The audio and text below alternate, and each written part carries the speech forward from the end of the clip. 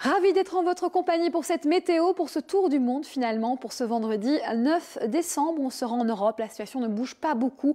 On est sous l'influence d'un champ d'eau de pression, cet anticyclone assez vaste, centré vraiment sur le centre de l'Europe justement, qui irradie une bonne partie du continent et qui ramène aussi des températures douces, cette fois-ci par exemple sur le nord-est, où on est sous l'influence d'une perturbation, d'où des pluies et pas des chutes de neige. Redoux donc à partir de la prochaine nuit vers Kiev, mais aussi du côté par exemple de Moscou. On note l'influence d'une perturbation à Dublin et toujours un temps très lumineux sur la partie sud méditerranéenne, côté Italie et même du côté des Balkans. Direction directement vers les États-Unis. Et là, on est sous l'influence d'une coulée d'air froid polaire qui envahit l'ensemble du Canada avec moins 24 toujours à Edmonton, moins 18 cette fois-ci à Winnipeg. Et on a ce dégradé de température avec l'influence d'une ligne pluvieuse ici ou même neigeuse entre Vancouver et Portland. Et on a l'influence de quelques chutes de neige vers la région des Grands Lacs, partie nord. Ou sinon, on a une perturbation sur l'est du Mexique qui rejoint justement le sud de la Floride en passant par les Bahamas et Cuba. Ou sinon, pour les petites Antilles, c'est du soleil à profusion, un soleil bien dominant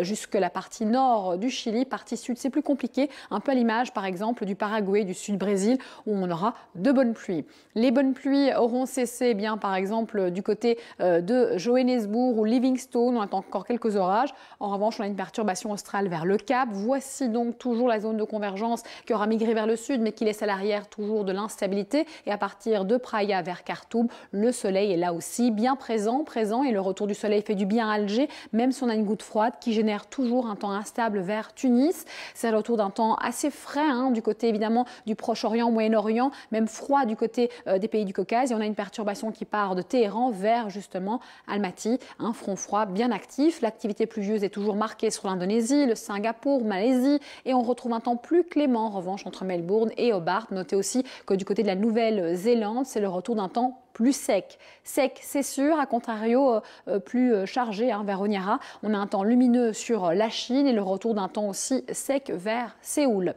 L'image vidéo du jour traite tout simplement de la Finlande, de la Laponie, où il peut faire jusqu'à moins 40 degrés en hiver, tout de même 27 en été. Ce qu'on doit observer là, ce sont les aurores boréales et la période idéale, c'est à partir du mois de septembre jusqu'au mois d'avril. Donc on est pile poil dedans.